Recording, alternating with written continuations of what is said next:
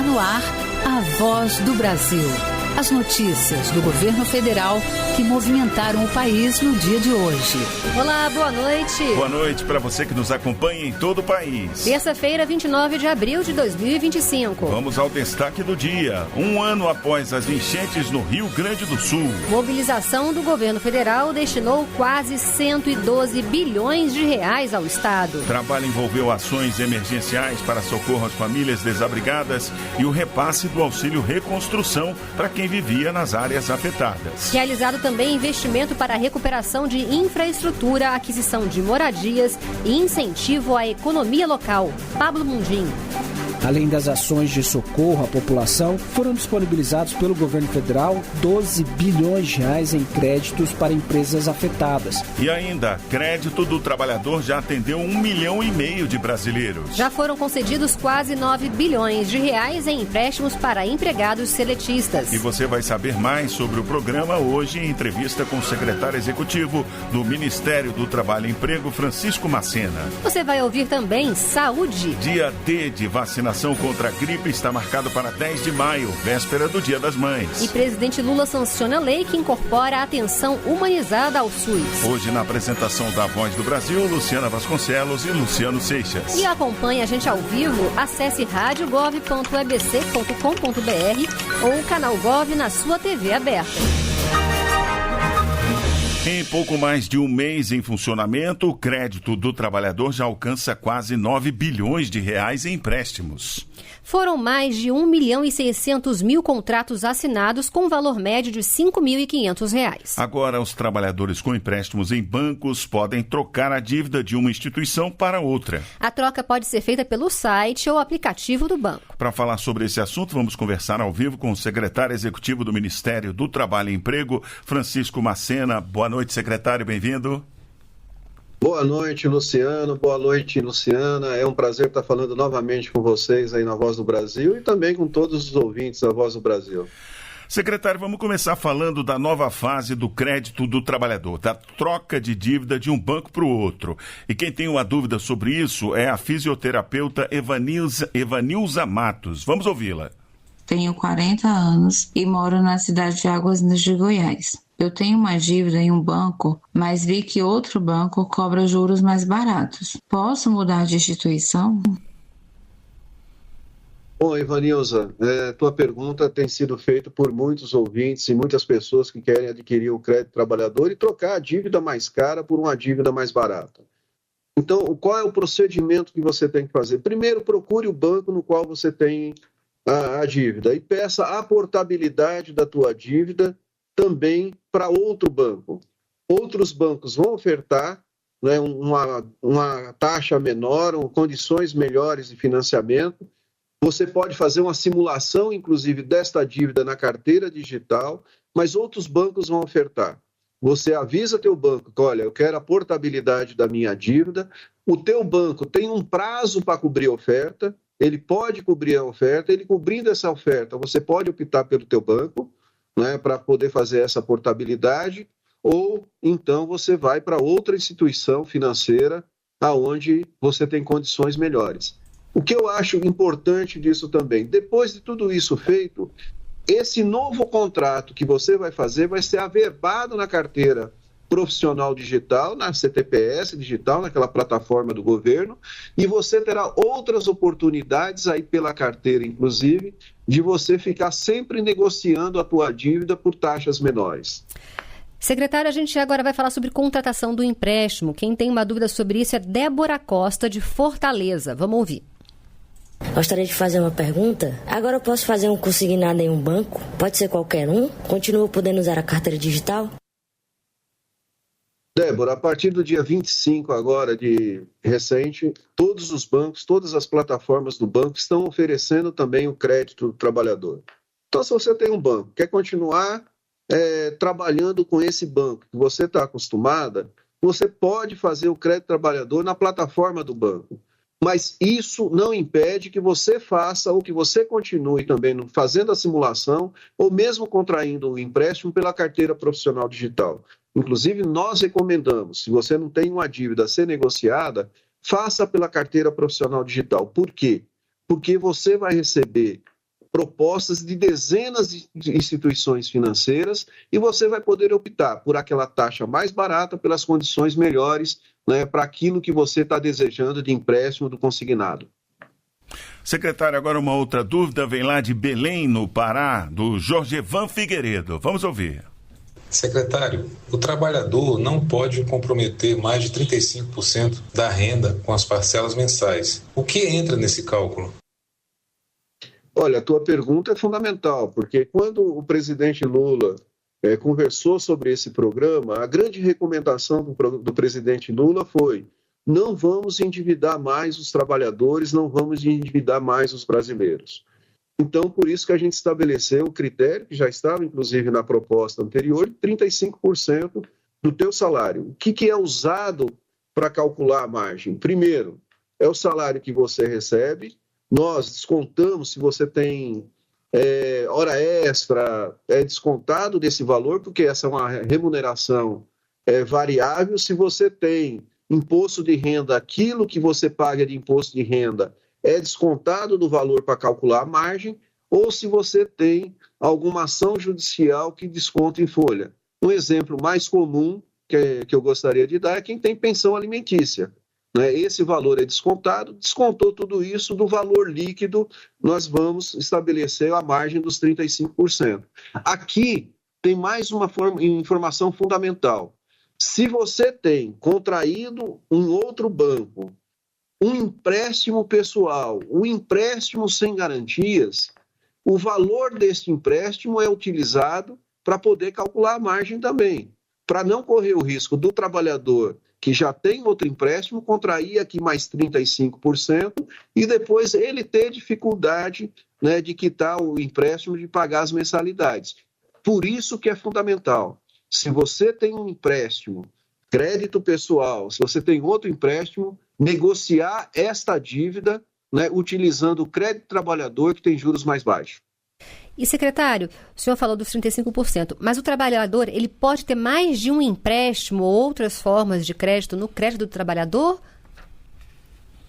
Não, do crédito trabalhador ele pode adquirir uma operação, depois, né, nós vamos permitir até uma segunda operação, que é importante, ele não comprometer a margem dos 35%.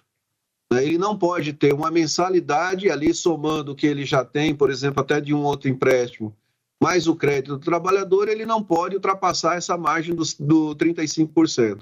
Inclusive para garantir, né, uma saúde financeira, né, a vida desse trabalhador, que ele tenha condições não só de quitar, né, as mensalidades, mas que ele tenha também a garantia que o recurso que vai ficar com ele, né, o recurso líquido, ele possa cumprir as suas outras obrigações da sua vida, da alimentação, aqueles que têm aluguel, enfim, outros compromissos que ele tenha. Muito bem, nós conversamos ao vivo com o secretário executivo do Ministério do Trabalho e Emprego, Francisco Macena. Muito obrigado, secretário, por sua participação aqui na Voz do Brasil. Eu que agradeço, Luciana, e mais uma vez, boa noite a todos os ouvintes aí da Voz do Brasil. Um grande abraço.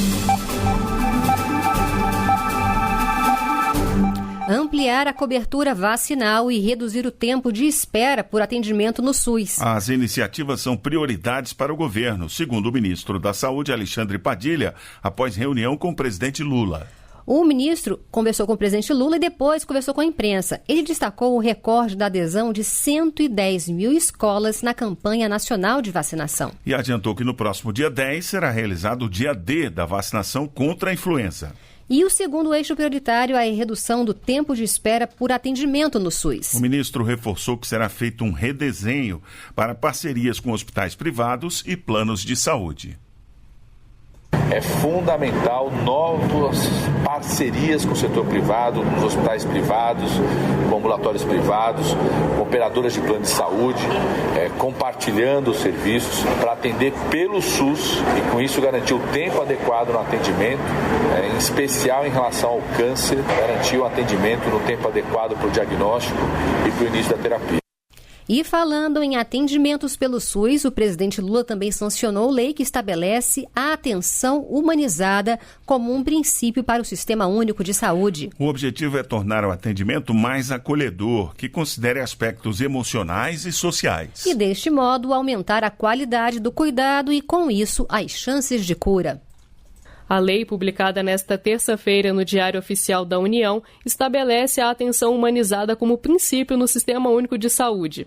Isso significa que o atendimento no SUS deve levar em conta não só o problema médico, mas também os aspectos subjetivos, emocionais e sociais do paciente. O objetivo é oferecer um cuidado mais acolhedor, respeitoso e empático. A mudança vale para todos os serviços do SUS, incluindo os privados contratados ou conveniados. A expectativa é que a medida melhore a experiência do paciente, aumente a adesão aos tratamentos e traga melhores resultados para a saúde.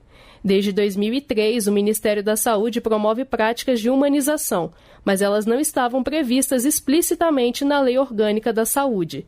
Agora, a humanização deixa de ser só uma política pública e passa a ter força de lei. Com supervisão de Lucília Araújo, Estefânia Lima.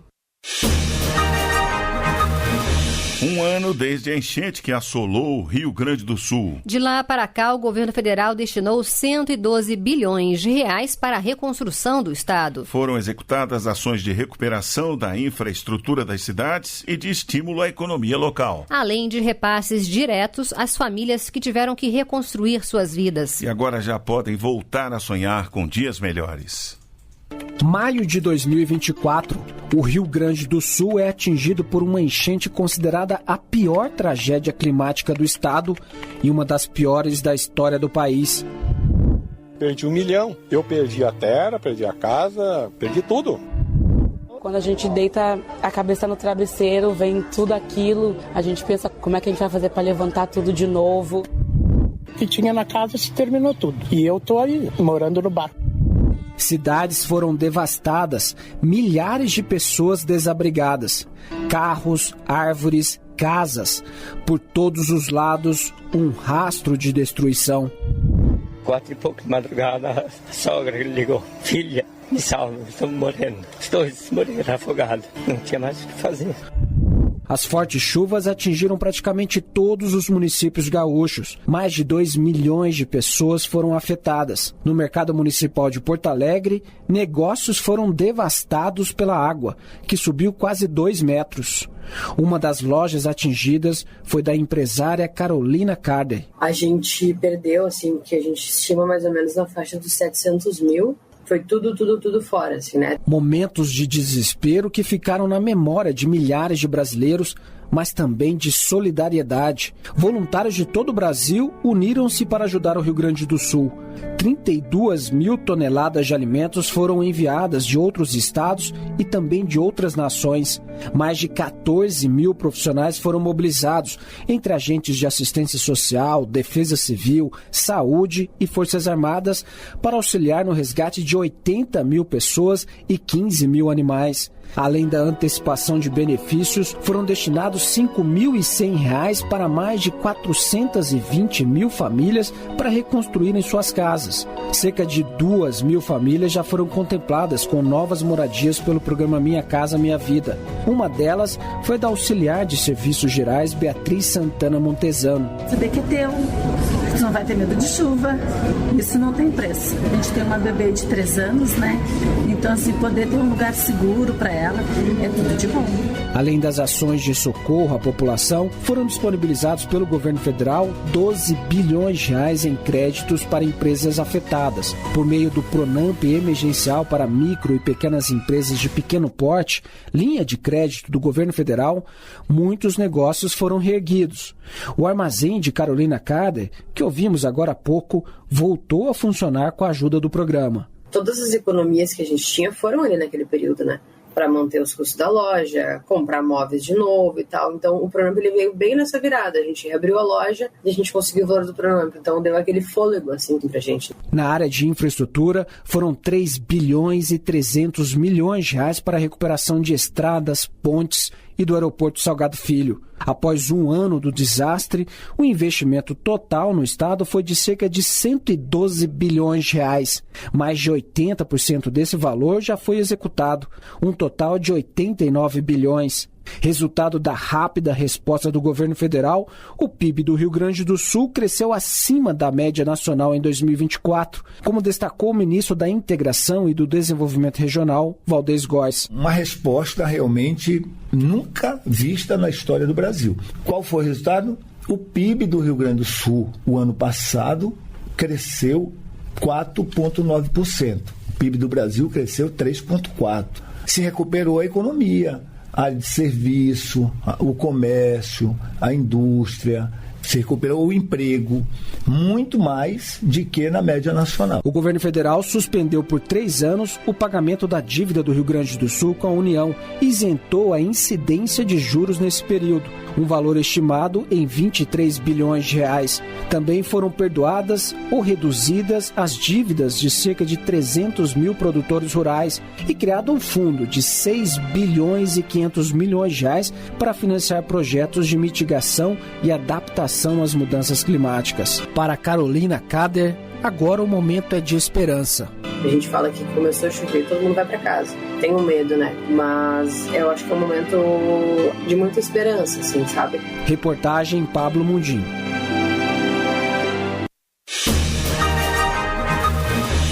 Iniciativas que ajudaram a reduzir a extrema pobreza no país. O Ministério do Desenvolvimento e Assistência Social, Família e Combate à Fome realiza a cerimônia do Prêmio Nacional de Inclusão Socioeconômica. Foram reconhecidos os melhores projetos desenvolvidos por estados, municípios, empresas e instituições financeiras que contribuíram para reduzir as desigualdades sociais. A repórter Gabriela Noronha acompanha a premiação e traz os detalhes para a gente. Boa noite, Gabriela. Boa noite, Luciana. Boa noite a todos que nos ouvem na Voz do Brasil. Olha, o prêmio faz parte da agenda do programa Acredita no Primeiro Passo, que foi criado em 2024 pelo governo federal. Essa iniciativa oferece linhas de crédito com juros reduzidos em parceria com instituições financeiras como o Banco do Nordeste e o Banco da Amazônia, impulsionando o desenvolvimento econômico das regiões mais vulneráveis do país, além de incentivar o empreendedorismo e gerar renda. Ao todo, já foram ofertados mais de 726 milhões de reais e beneficiando cerca de 87 mil pessoas. A meta, segundo o Wellington Dias, ministro do Desenvolvimento e Assistência Social, Família e Combate à Fome do Brasil, é criar 1 milhão de novos empresários no país. Vamos ouvir. Já ultrapassamos de 200 mil empresários do Bolsa Família Cadastro Único. E eu quero muito em breve a gente alcançar o primeiro 1 milhão de empresários e empresárias do Bolsa Família do Cadastro Único. E olha, a premiação ainda está acontecendo aqui em Brasília e foi dividida em 3 categorias principais: pequenos empresários, estados, municípios, empresas e instituições financeiras estão sendo premiadas hoje e foram avaliados critérios como números de vagas geradas, taxas de empregabilidade e qualidade das iniciativas de capacitação. E olha, dentre os estados, o Sergipe conquistou o primeiro lugar na categoria Combate à Desigualdade, que premia os estados e capitais com os melhores desempenhos no Índice Brasileiro de Empregabilidade e Mercado de Trabalho, elaborado pela FGV Social. Luciana, volto com vocês. Obrigada, Gabriela Noronha, pelas informações ao vivo aqui na Voz do Brasil. O que mais de novo na indústria no Brasil será tema de festival que será realizado na capital do país de maio a outubro. O festival Curicaca contará com 10 trilhas de conhecimentos alinhadas às 6 missões da política Nova Indústria Brasil. Serão debates, workshops, encontro de novas empresas de tecnologia, novidades em inovação, que devem reunir cerca de 100 mil pessoas em Brasília. O Festival Curicaca vai conectar Brasília e suas regiões administrativas em torno do que há de mais moderno no mundo da indústria. O nome Curicaca vem de uma ave típica do Cerrado brasileiro, conhecida por seu dom especial, canta para anunciar mudanças. E o festival vai acontecer na capital federal e contará com shows, palestras, exposições, cursos e circuitos de startups espalhados por vários pontos do Distrito Federal. O evento deve reunir cerca de 100 mil pessoas. O presidente da Agência Brasileira de Desenvolvimento Industrial, Ricardo Capelli, fala sobre o festival. A gente quer fazer um evento para debater inovação, para afirmar a política industrial no Brasil. Então, que reúna a indústria, que reúna a academia, que reúna as empresas. Um talk show aqui, uma conversa aqui, uma apresentação, coisas surpresas movimentando toda a cidade. Tem toda uma estrutura que está sendo organizada para o evento. Para a ministra da Ciência, Tecnologia e Inovação, Luciana Santos, o festival está alinhado com a prioridade do governo federal da reconstrução nacional e com maior visibilidade para o país. Exatamente numa pegada e numa perspectiva de a gente se inserir cada vez mais nas cadeias mais dinâmicas da economia global e ter domínio e capacidade de realizar essa produção em produtos para a vida do nosso povo. Outras informações sobre a primeira edição do Festival Internacional Curicaca 2025 é só acessar a página abdi.com.br. Reportagem Cleide Lopes.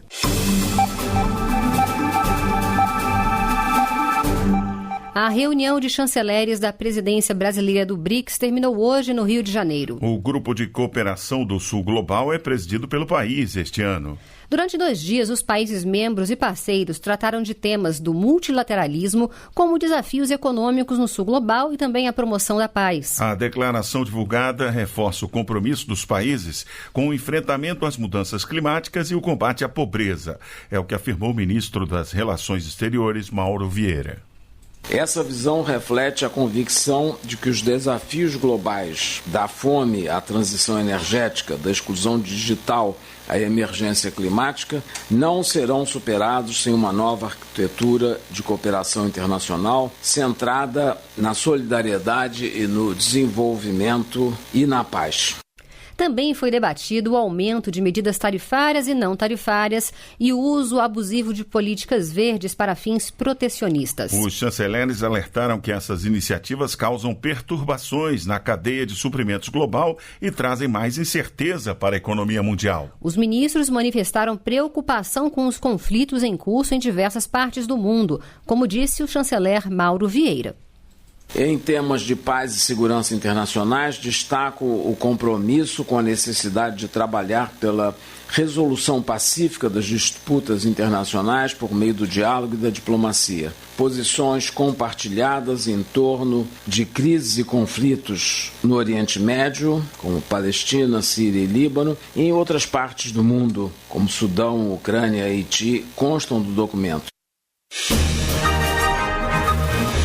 Criminosos estão se passando por policiais e servidores do COAF, o Conselho de Controle de Atividades Financeiras, oferecendo ajuda em processos no órgão. Os contatos são realizados também por videochamada, realizada por pessoas usando fardas falsas para simular contato realizado por agentes da lei. Outros relatos apontam que os criminosos se passavam por diretores do órgão. E que agem também enviando documentos forjados, simulando bloqueio ou retenção de ativos e recursos falsamente realizados pelo COAF. O secretário executivo do COAF, Jorge Luiz Caetano, esclareceu que o órgão não faz contato com pessoas, seja sobre processos, bloqueio, retenção e liberação de valores. O COAF não tem atribuição legal, não é responsável pelo bloqueio, pela liberação de bens e valores de qualquer natureza. Nenhum servidor do COAF, que fique claro, entra em contato com cidadãos para solicitar dados e informações sobre movimentações financeiras, nem para comparecer à sede de qualquer órgão ou para colaborar com o suposto de investigação em curso, nem emite qualquer tipo de carta de reconhecimento ou documento similar. Para mais informações e denúncias, acesse o site falabr.cgu.gov.br. Atenção, gestores, termina amanhã o prazo para estados e municípios regularizarem a documentação para garantir verbas do novo PAC em obras de creches e escolas. 305 propostas de educação em tempo integral que estão participando da primeira etapa do novo PAC ainda estão pendentes e correm o risco de serem canceladas se os documentos não forem entregues a tempo. Dúvidas e orientações podem ser esclarecidas nos canais oficiais do Fundo Nacional de Desenvolvimento da Educação, disponíveis no site gov.br/FNDE. E essas foram as notícias do Governo Federal. A realização da Secretaria de Comunicação Social da Presidência da República. Com produção da empresa Brasil de Comunicação. Fique agora com as notícias do Poder Judiciário e do Congresso Nacional. Boa noite. Boa noite para você e até amanhã. A Voz do Brasil. Governo Federal.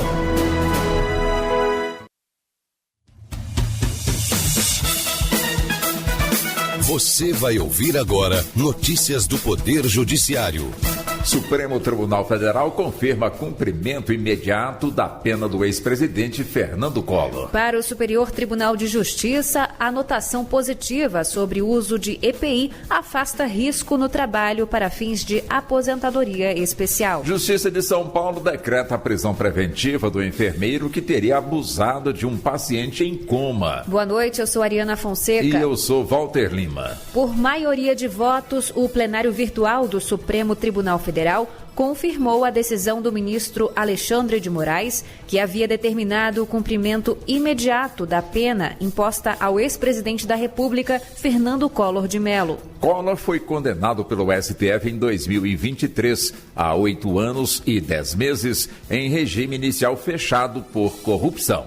Neto Costa. A condenação de Collor ocorreu em 2023, depois de ficar provado que ele recebeu 20 milhões de reais para viabilizar irregularmente contratos da BR Distribuidora com a UTC Engenharia para a construção de bases de distribuição de combustíveis. A vantagem foi dada em troca de apoio político para a indicação e manutenção de diretores da estatal. No Supremo Tribunal Federal, a maioria do plenário seguiu o entendimento do relator, ministro Alexandre de Moraes, de que os recursos apresentados pela defesa foram meramente para tentar adiar o início do cumprimento da pena. A anotação positiva sobre o uso adequado de equipamento de proteção individual afasta, em princípio, o risco no trabalho para fins de aposentadoria especial. Esse entendimento do Superior Tribunal de Justiça em recurso repetitivo deve orientar todos os tribunais na análise de casos semelhantes. Fátima Uchoa. O uso adequado de EPI evita riscos à saúde do trabalhador e, por isso, impede que o tempo de serviço seja contado para fins de aposentadoria especial, que é concedida a segurados da Previdência Social que trabalham em condições insalubres. E para a primeira sessão do STJ, se o trabalhador provar que o EPI não foi usado ou não era eficiente, ou pelo menos colocar isso em dúvida, a decisão deverá ser favorável à contagem de tempo especial. A relatoria foi da ministra Maria Tereza de Assis Moura. Empresa é condenada por assédio eleitoral nas eleições presidenciais de 2022. A decisão é da 8ª turma do Tribunal Superior do Trabalho, Rocine Gomes. A trabalhadora que fez a denúncia relatou que a empresa, um centro de coaching no Espírito Santo, fazia forte pressão psicológica para que os empregados se posicionassem publicamente em favor do então presidente da República, que disputava a reeleição. A instituição foi condenada por interferir no livre exercício do sigilo do voto, mas recorreu. No Tribunal Superior do Trabalho, a 8ª turma manteve a condenação e determinou o pagamento de R$8 mil à ex-empregada. Presidente do Tribunal Superior Eleitoral acompanha no Recife os preparativos para a eleição suplementar do município de Goiânia. A ministra Carmen Lúcia também participou do lançamento do Comitê Feminino de Liderança Setorial da Federação das Indústrias do Estado de Pernambuco. Estevão Furtado. A presidente do Tribunal Superior Eleitoral visitou a sede do Tribunal Regional Eleitoral de Pernambuco e se reuniu com o presidente da Corte. desembargador Cândido José Saraiva. A ministra Carmen Lúcia também acompanhou os preparativos para a eleição suplementar deste domingo na cidade de Goiânia, que tem um eleitorado de mais de 65 mil pessoas. E ainda tratou de assuntos como a organização das eleições gerais de 2026. A Justiça de São Paulo decretou a prisão preventiva de um enfermeiro que teria abusado de um paciente em coma. O homem foi preso em flagrante no Hospital das Clínicas da capital paulista no último domingo. Um colega de trabalho contou à polícia que flagrou o enfermeiro abusando sexualmente de um paciente em coma na UTI do hospital. O funcionário pode responder por estupro de vulnerável e, se condenado, pode pegar entre 8 e 15 anos de prisão. Você acompanha outras notícias do Poder Judiciário em 104,7 FM para o Distrito Federal e em torno. Ou pelo canal 1.3 da TV aberta em Brasília. Ouça também pelo TuneIn de qualquer lugar do mundo. E baixe agora o TV Justiça Mais, disponível na loja de aplicativos do seu celular. Uma boa noite. E até amanhã. Notícias do Poder Judiciário, uma produção da Rádio Justiça, Supremo Tribunal Federal.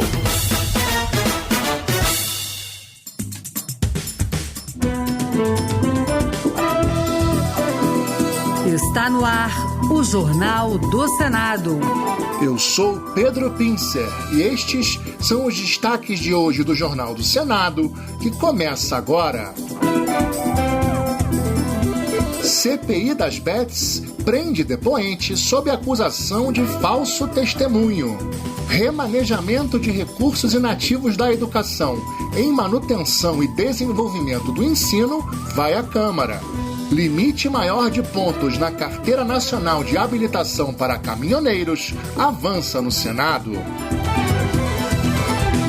Boa noite. A reunião da CPI das Bets nesta terça-feira terminou com o pedido de prisão em flagrante do depoente, Daniel Pardim, por falso testemunho. O empresário negou conhecer pessoas que seriam sócias e despertou a desconfiança dos senadores ao dizer que os seus advogados trabalham de graça. Repórter Marcela Diniz. A advogada Adélia de Jesus Soares, dona da empresa Payflow, suspeita de servir de fachada para a lavagem de dinheiro relacionada a jogos ilegais, faltou à reunião nessa terça-feira. Já o segundo depoente, Daniel Pardim, não respondeu a maioria das perguntas. Ele negou conhecer Adélia Soares e os próprios sócios na Peach Blossom River Technology, empresa ligada à Payflow. Daniel também despertou a suspeita dos senadores ao afirmar que os advogados estariam trabalhando de graça. A relatora da CPI, senadora Soraya Tronic, do Podemos de Mato Grosso do Sul, pediu a prisão de Daniel por falso testemunho. Ela desconfia que ele seja apenas um laranja. Ele começou mentindo desde o começo que não conhecia os seus sócios. O que nos parece é que ele é uma interposta pessoa, o chamado laranja. Ele mentiu mais de 3, 4 vezes. Esta casa precisa ser respeitada, uma CPI precisa ser respeitada, então foi por isso que eu dei essa ordem de prisão em flagrante.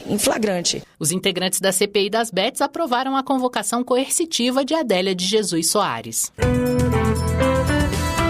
O senador Humberto Costa, do PT de Pernambuco, elogiou o Serviço de Atendimento Móvel de Urgência, o SAMU. Para ele, o serviço é uma das mais relevantes políticas públicas da história recente do Brasil. Ao lembrar que neste mês o SAMU completou 21 anos de atendimento, o parlamentar elogiou os profissionais do serviço e destacou o trabalho fundamental prestado por eles durante a pandemia. O senador também afirmou que entre 2023 e 2025, mais de 2.000 novas ambulâncias foram entregues ao SAMU, o que permitiu, segundo ele, renovar a frota e expandir o serviço. O SAMU é um atendimento pré-hospitalar móvel para situações de urgência. É gratuito e pode ser acionado pelo número 192. De acordo com Humberto Costa, o serviço deve ser universalizado até o ano que vem. Hoje, o serviço alcança quase 190 milhões de brasileiros em mais de 4.140 municípios, cobrindo cerca de 90% da população nacional, com a meta de universalização até 2026 firmemente em curso. A senadora Damares Alves, do Republicanos do Distrito Federal, manifestou indignação com a intimação apresentada ao ex-presidente Jair Jair Bolsonaro na UTI de um hospital particular em Brasília. Bolsonaro assinou o documento levado por uma oficial de justiça sobre o andamento do processo que trata dos atos golpistas de 8 de janeiro. Damares Alves criticou o ministro Alexandre de Moraes, do STF, que autorizou a intimação no hospital e que, segundo ela, se coloca como um semideus. A senadora, que é ativista dos direitos humanos há 35 anos, disse não se lembrar na história do Brasil de alguém que tenha sido intimado durante um período de internação numa UTI hospitalar. É um absurdo o que nós vimos com relação ao ex-presidente Jair Bolsonaro. Violação de direitos humanos.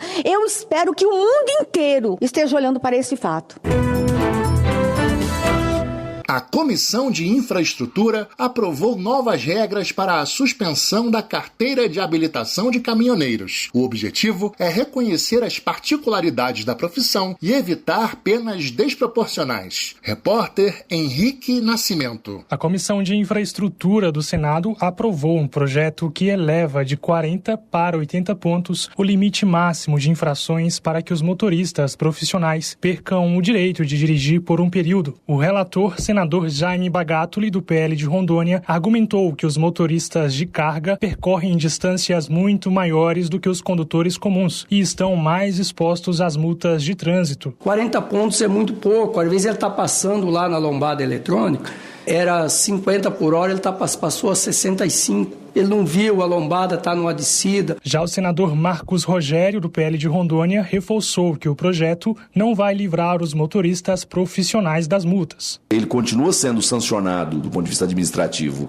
com a multa, mas tem uma extensão na pontuação para impedir, porque nesse caso se trata de um profissional que vive do volante. O projeto, que segue para a Comissão de Constituição e Justiça, também prevê curso de reciclagem para motoristas que atingirem 30 pontos. O Senado aprovou um projeto que vai permitir uma nova destinação de recursos da educação que estão parados. Pelo menos 15 bilhões de reais poderão reforçar o orçamento do setor, mas o dinheiro extra não poderá ser usado no pagamento de salários. Repórter Érica Christian. De autoria do senador Laércio Oliveira, do PP de Sergipe, o projeto autoriza governadores e prefeitos a usarem os recursos do governo federal transferidos para a educação que estejam parados porque os programas acabaram ou foram cumpridos. Hoje, a Lei de Responsabilidade Fiscal proíbe a utilização das verbas da União em ações diferentes daquelas destinadas. Segundo Laércio Oliveira, o dinheiro parado chega a 15 bilhões de reais. Reformando escolas, ampliando os programas que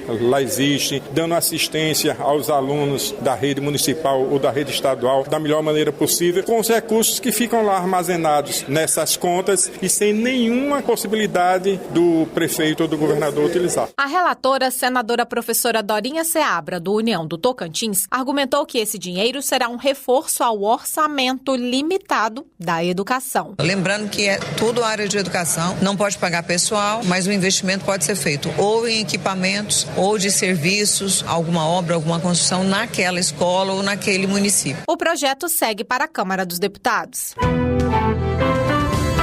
A Comissão de Assuntos Econômicos aprovou o projeto que aprimora a destinação de recursos do Fundo Nacional de Desenvolvimento Científico e Tecnológico. Repórter César Mendes. O projeto aprovado na comissão permite o uso das sobras anuais do Fundo Nacional de Desenvolvimento Científico e Tecnológico para concessão de empréstimos, mesmo fora do limite do arcabouço fiscal. A mudança deve valer até 2028 e autoriza a destinação a operações de crédito dos saldos acumulados em anos anteriores. O novo arcabouço fiscal limita hoje esse tipo de destinação a 50% do total previsto na Lei Orçamentária Anual, com o restante do superávit sendo destinado a investimentos diretos, como bolsas e editais. O autor, senador Jacques Wagner, do PT da Bahia, destacou o impacto econômico da mudança. Segundo o Banco Mundial, a cada ponto percentual que se investe em ciência e tecnologia, você tem, em 5 anos, em média, um crescimento de 1,6% do PIB. O projeto poderá seguir para análise da Câmara dos Deputados se não houver recurso para votação no plenário do Senado. Uma diligência do Senado vai acompanhar os preparativos da COP COP30 em Belém, no Pará. A conferência deve reunir líderes mundiais, cientistas e representantes da sociedade civil para debater soluções contra as mudanças climáticas. A repórter Marina Dantas traz mais detalhes. Foi aprovado pela Comissão de Meio Ambiente o pedido de realização de uma diligência externa em Belém, no Pará, para acompanhar os preparativos para a realização da Conferência das Nações Unidas sobre Mudança do Clima,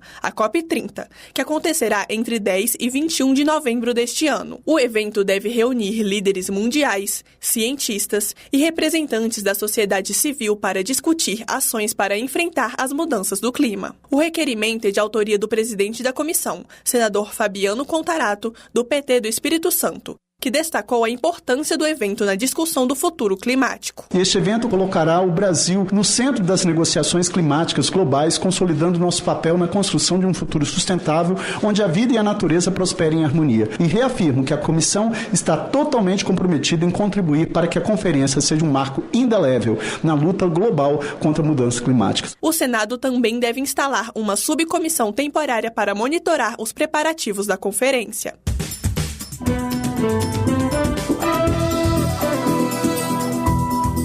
Com sonoplastia de Eliseu Caires, o Jornal do Senado fica por aqui. Acompanhe agora as notícias da Câmara dos Deputados. Boa noite.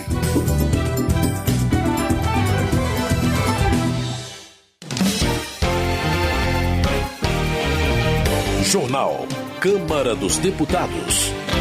Câmara endurece regras para a liberação de recursos da Lei Aldir Blanc. Partidos indicam deputados para a comissão sobre dívida dos municípios. Projeto cria dia de luto e memória para mulheres vítimas de feminicídio.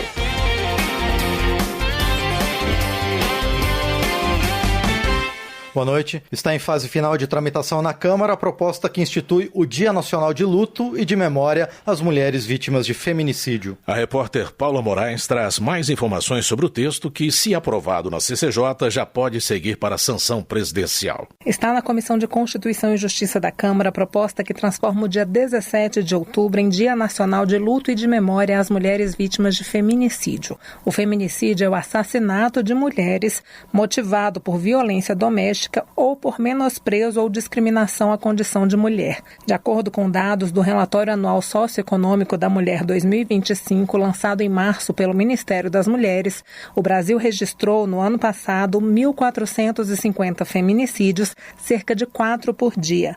O número é um pouco maior que o registrado em 2023, de 1.438 feminicídios. O projeto, que cria uma data para lembrar essas vítimas, já foi aprovado na Comissão de Defesa dos Direitos da Mulher, onde foi relatado pela deputada Talíria Petroni, do PSOL do Rio de Janeiro. A deputada comenta que a proposta tem o objetivo de prevenir crimes. O Brasil ainda é o 5º país com maior número de feminicídios do mundo. Mulheres que são mortas por serem mulheres, muitas das vezes por seus companheiros, dentro do seu ambiente familiar. E por que um dia para visibilizar essas estatísticas ainda tão duras no Brasil? Porque a gente quer as mulheres vivas. A gente quer conscientizar toda a sociedade brasileira antes do feminicídio acontecer. A data de 17 de outubro rememora a morte de Eloá Cristina Pimentel, que foi feita refém dentro do próprio apartamento durante 5 dias e depois morta pelo ex-namorado Lindenberg Alves. Se aprovada na Comissão de Constituição e Justiça, a proposta que cria o Dia Nacional de Luto e de Memória às Mulheres Vítimas de Feminicídio já poderá seguir para a sanção presidencial. Da Rádio Câmara, de Brasília, Paula Moraes. Érica Cocai, do PT do Distrito Federal, manifesta solidariedade à colega deputada Marussa Boldrin. Ela destaca a importância da Lei Maria da Penha e afirma que nenhuma instituição pode se calar diante de denúncias de violência de gênero. Érica Cocai também cobra apuração rigorosa contra um deputado distrital que foi acusado de crimes contra a dignidade sexual. A parlamentar defende a responsabilização do acusado e proteção às vítimas para que nenhuma mulher enfrente sozinha a violência. Direitos Humanos. Luiz Couto, do PT da Paraíba, comemora o lançamento do Pacto Paraibano pela Primeira Infância, iniciativa que reúne instituições públicas em defesa dos direitos das crianças.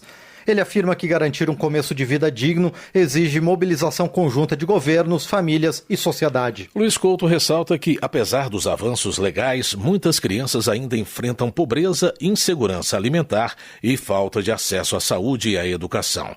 Ele defende, então, que superar essas desigualdades é um compromisso ético e político que exige políticas eficazes. Segurança Pública. Tony de Paula, do MDB do Rio de Janeiro, acusa o governo de apoiar uma cartilha que orienta as pessoas a se protegerem de uma abordagem policial se estiverem com drogas. Citando trechos da cartilha, ele afirma que o conteúdo banaliza o consumo de entorpecentes. Segundo o Tony de Paula, o governo apoia iniciativas que contrariam os valores da sociedade brasileira e se alinham com um crime organizado. Para ele, essa política ideológica é uma das razões para a queda da popularidade da atual administração. Justiça. Coronel Assis, do União de Mato Grosso, critica o sistema de segurança pública brasileiro e as decisões do Poder Judiciário, atribuindo aos dois a ineficácia do combate ao crime organizado. O congressista condena ainda a PEC da segurança e defende o endurecimento de penas. Coronel Assis reclama também da interferência do STF nas atribuições do Legislativo ao determinar a desapropriação de terras ligadas a crimes ambientais. Para ele, sem o debate no Congresso, corre-se o risco de os proprietários serem punidos por violações cometidas por terceiros. Os deputados continuam a analisar as denúncias de desvios nos benefícios previdenciários. Na avaliação de Luiz Lima, do Novo do Rio de Janeiro, falta isonomia na forma como o país reage a diferentes escândalos. Ele chama de desproporcional, por exemplo, a repercussão dos atos de vandalismo de janeiro de 2023 e a apuração da suposta fraude bilionária no INSS. Luiz Lima defende que o mesmo rigor adotado em determinados episódios seja aplicado à proteção dos cofres públicos e dos cidadãos mais vulneráveis. Ele afirma que o governo falha na adoção de mecanismos de controle e cobra a responsabilização dos envolvidos no caso do INSS. Saulo Pedroso, do PSD de São Paulo, cobra um posicionamento do Congresso sobre as denúncias de corrupção no INSS. Ele entende que o Legislativo tem o dever constitucional de fiscalizar os atos do Executivo, independentemente do valor desviado ou de quem esteja envolvido. Saulo Pedroso repudia a tentativa de politização do caso nas redes sociais e reforça que a apuração precisa ser ampla, com o apoio da maioria dos parlamentares. O deputado garante que vai mobilizar sua bancada em favor da instalação de uma CPI para o caso. Pedro Ayrara, do PRD de Minas Gerais, repudia as fraudes cometidas contra aposentados do INSS e a omissão do Congresso em adotar medidas de proteção efetivas, como a proposta por ele em 2024, exigindo autorização expressa para qualquer desconto. De acordo com Pedro Ayrara, só no primeiro semestre do ano passado foram registradas mais de 750 mil reclamações sobre descontos indevidos, promovidos por 23 associações que lesaram 25% de total de beneficiários. Ele solicita a responsabilização dos envolvidos. Océsio Silva, do Republicanos de Pernambuco, expressa sua indignação com o desvio de mais de 6 bilhões de reais por meio de descontos indevidos em aposentadorias e pensões do INSS. O deputado observa que o golpe afeta diretamente pessoas carentes, muitas vezes responsáveis pela economia de suas famílias. Océsio Silva defende o fortalecimento de mecanismos de controle e o fim de descontos sem o consentimento explícito dos aposentados e pensionistas. Para ele, cabe ao Congresso defender os mais de 31 milhões de beneficiários da Previdência. Alfredinho, do PT de São Paulo, repudia os descontos irregulares em aposentadorias revelados pela Polícia Federal. Ele afirma que não há desculpa para quem comete esse tipo de crime e também critica parlamentares que usam o tema sem compromisso com a seriedade do debate. Alfredinho atribui ao governo anterior a omissão diante do problema e afirma que a atual gestão deu autonomia à Polícia Federal. O deputado também critica mudanças na Previdência aprovadas pelo Congresso, como o aumento da idade mínima para aposentadoria e a redução no valor das pensões. Comissões. A comissão especial que vai analisar as dívidas dos municípios com a União já pode ser instalada. A repórter Karen Santin tem mais detalhes. A Comissão Especial para discutir a proposta de emenda à Constituição que pretende dar aos municípios melhores condições para quitar suas dívidas com a União está pronta para iniciar seus trabalhos. De autoria do senador Jader Barbalho, do MDB do Pará, o texto já foi aprovado pelo Senado. Após o anúncio do presidente da Câmara dos Deputados, Hugo Mota, os líderes dos partidos já apresentaram os nomes dos deputados indicados para integrar o grupo. O texto propõe modificar as condições para quitar dívidas associadas ao pagamento de aposentadorias e de precatórios, que são débitos da administração pública determinados pelo Poder Judiciário. A divisão de pagamentos pode chegar a até 300 parcelas mensais. Os municípios beneficiados teriam que cumprir alguns requisitos, entre eles adequar seu sistema previdenciário ao modelo adotado pela União. Outra medida prevista na proposta é limitar o pagamento de precatórios a determinada porcentagem anual, a depender da capacidade de arrecadação dos municípios no ano anterior. O presidente da comissão, deputado Romero Rodrigues, do Podemos Paraibano, considera que a proposta é importante porque a dificuldade de quitar dívidas pode afetar despesas básicas para o funcionamento dos governos locais, incluindo salários. O fato é que tem município hoje brasileiro com uma dificuldade tão grande que estão sequer com condições de honrar pagamento de folha em função de dívidas previdenciárias e de precatório. Então tem que fazer essa correlação de receita para também se permitir o estabelecimento de despesa. A proposta também desvincula em 2 etapas uma porcentagem das receitas arrecadadas pelos municípios. Até dezembro de 2025, 50% desses recursos estariam desvinculados. No segundo momento, entre 2026 e 2032, a porcentagem passaria para 30%, como já é hoje. Isso libera os municípios para destinar seus gastos sem compromisso de gastar parte dos seus recursos com políticas específicas, como educação. O investimento mínimo em saúde, porém, será mantido. Outro ponto é que, no caso de as despesas serem menores que os gastos do município, ou seja, em caso de superávit, até 25% do valor extra de repasses do governo federal podem ser destinados a políticas de combate e adaptação à crise climática.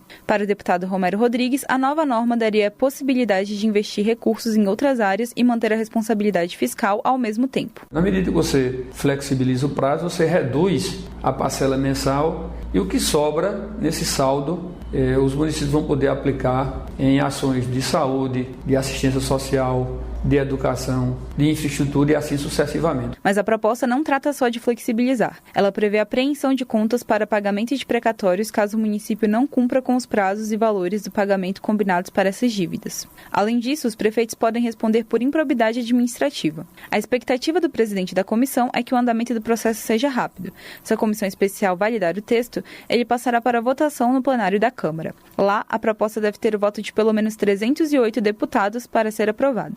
Da Rádio Câmara de Brasília, Karen Santin. Desenvolvimento Regional. Ícaro de Valmir, do PL de Sergipe, afirma que os municípios estão em crise, com bloqueios de recursos e cobranças que dificultam a manutenção de serviços essenciais. Para ele, o pacto federativo atual é injusto e sobrecarrega quem está mais próximo da população. Em defesa do municipalismo, Ícaro de Valmir sugere medidas urgentes, como a compensação por encargos salariais e um novo refis. Ele resume que apoiar os municípios é garantir serviços públicos de qualidade e cuidar da vida de quem mais precisa. Um ano após as enchentes que devastaram o Rio Grande do Sul, Dayana Santos, do PCdoB, lamenta a falta de mudanças estruturais no estado. A deputada se solidariza com as vítimas que perderam tudo e com as famílias dos 184 mortos e dos 25 desaparecidos. Dayana Santos destaca sua atuação direta no apoio às vítimas com a mobilização de doações e fiscalização dos abrigos. No entanto, a deputada alerta que o estado ainda não está preparado para novos eventos extremos e pede que os governos não ignorem a emergência climática. Representantes da bancada gaúcha estiveram no Ministério da Agricultura para tratar do endividamento dos produtores rurais do estado. Durante a reunião, Afonso Ram, do PP, entregou um documento do movimento SOS Agro, que pede a suspensão imediata das dívidas agrícolas. Entre outros avanços, Afonso Ram anuncia a inclusão da cédula de produtor rural nas negociações e a criação de um grupo de trabalho para tratar da securitização do endividamento rural.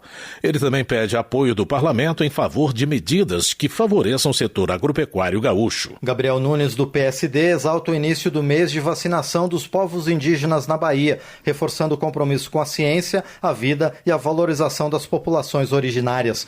Ele celebra o protagonismo do Estado no cumprimento do calendário de saúde pública. Gabriel Nunes também relata a entrega de obras e equipamentos no município de Banzaê, incluindo pavimentação, melhorias em saúde e apoio à agricultura. Ele ressalta a importância da cooperação entre União, Estado e município para o desenvolvimento regional. Meio Ambiente. O projeto de Ivan Valente do pessoal de São Paulo proíbe explorações de petróleo e gás em 16 províncias geológicas e várias bacias sedimentárias na Amazônia Legal, visando preservar uma das regiões mais biodiversas do planeta. Ivan Valente defende a recuperação ambiental de áreas degradadas para combater a crise climática.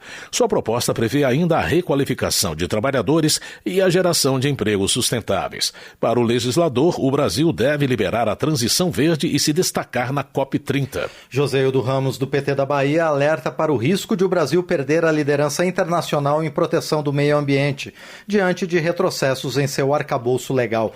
Ele avalia que, ao sediar a COP30, o país tem a chance de reafirmar seu compromisso com a pauta ambiental. Joséildo Ramos afirma que o Brasil precisa assumir a responsabilidade de garantir um futuro para sua fauna e flora. Segundo ele, a biodiversidade nacional é um ativo imensurável e deve ser preservada como legado para as futuras gerações. Agricultura.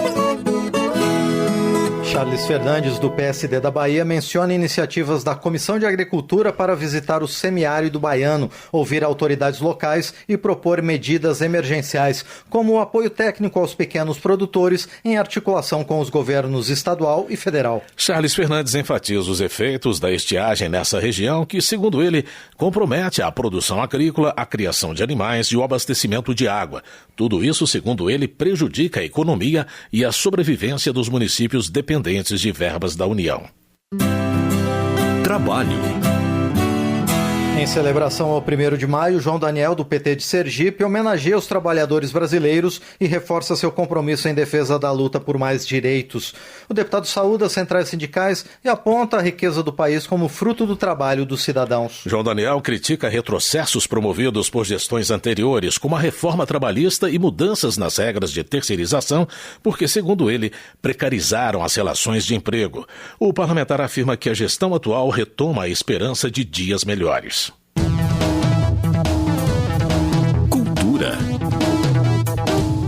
O plenário da Câmara aprovou projeto que altera a Lei Aldir Blanc, que garante recursos para a cultura com critérios mais rígidos de distribuição dos recursos. O repórter Antônio Vital acompanhou a votação. A Câmara dos Deputados aprovou o projeto que altera a Lei Aldir Blanc de fomento à cultura. A lei aprovada em 2022, logo após a pandemia, para garantir repasses federais para estados e municípios aplicarem em projetos culturais. A alteração foi proposta pelo governo para ajustar os repasses aos mecanismos de controle dos gastos públicos. De acordo com o projeto, só receberão repasses federais estados e municípios que tiverem aplicado recursos próprios em cultura no ano anterior e, além disso, tiverem efetivamente empregado dinheiro em projetos culturais. Estados e municípios com mais de 500 mil habitantes só vão receber novos repasses se tiverem usado pelo menos 60% das transferências anteriores, e os municípios menores terão que ter aplicado em cultura pelo menos 50% do que receberam no ano anterior. Além desses critérios, o projeto estabelece que, a partir de 2027, só serão beneficiados estados e municípios que tiverem criado um fundo de cultura. E, para garantir a continuidade do programa, a relatora, a deputada Jandira Fegali, do PCdoB do Rio de Janeiro, acrescentou à proposta artigo que fixa em 3 bilhões de reais por ano o valor a ser distribuído para estados e municípios. Isso vai valer até que seja alcançado o total de 15 bilhões de reais. A partir daí, a dotação será definida pela lei orçamentária. O projeto foi aprovado pela maioria do plenário, apesar da obstrução feita pelo PL e pelo Novo. Os dois partidos anunciaram obstrução até que a Câmara vote projeto que anistia os acusados de envolvimento em tentativa de golpe de Estado. Foi o que explicou o líder do PL, deputado Sóstenes Cavalcante, do PL do Rio de Janeiro. Nós queremos adiar a discussão dessa matéria, senhor presidente e demais colegas parlamentares, porque nós estamos em um processo de obstrução. Obstrução para fazer justiça aos injustiçados do 8 de janeiro. E nós vamos continuar obstruindo aqui na Câmara dos Deputados. É obstrução até que esta casa, este plenário, vote o PL da anistia. A relatora Jandira Fegali defendeu as alterações feitas na lei. Segundo ela, os critérios de distribuição de recursos ficam mais claros e a proposta garante o financiamento da cultura, mesmo depois de utilizados os 15 bilhões de reais divididos em 5 anos. Nesse momento que nós estamos votando aqui, são algumas alterações a esta Política Nacional Aldir Blanc, que extrai da experiência novos critérios de aferição de execução, ao mesmo tempo possibilita que o planejamento de estados e municípios seja plurianual e garante que, dependendo da execução que está determinada na lei de 60% dos recursos, os entes recebam o seu valor integral de acordo com os recursos já repassados. Projeto que altera a Lei Aldir Blanc, com critérios mais rígidos para a distribuição de recursos para estados e municípios usarem em projetos culturais, seguiu para análise do Senado. Da Rádio Câmara, de Brasília, Antônio Vital. Clodoaldo Magalhães, do PV de Pernambuco, celebra a aprovação da nova Lei Aldir Blanc, destacando seu papel na valorização da cultura e no fortalecimento da economia criativa. Ele afirma que a medida garante repasses para quem vive da arte e da criação no Brasil. Clodoaldo Magalhães defende que a cultura é motor de desenvolvimento e cidadania, especialmente nos territórios mais vulneráveis. Ele ressalta ainda que investir em cultura é investir em democracia, identidade e dignidade para milhões de brasileiros. Educação. Dimas Gadelha, do PT do Rio de Janeiro, defende o fortalecimento das políticas públicas de educação para combater a desigualdade e garantir oportunidades. O deputado destaca ações como o Fundeb, a criação de escolas técnicas e universidades, o programa Pé de Meia e o ProUni. Além disso, Dimas Gadelha propõe ampliação do FIES para estudantes que enfrentam dificuldades financeiras, por meio de projeto que permite o financiamento de 100% das mensalidades. Segundo ele, a educação garante a realização dos sonhos da juventude. Termina aqui o jornal Câmara dos Deputados, com trabalhos técnicos de Everson Urani e apresentação de Márcio Aquiles Sardi e José Carlos Andrade. Uma ótima noite para você. A Voz do Brasil volta amanhã. Muito boa noite. Você ouviu A Voz do Brasil. Boa noite.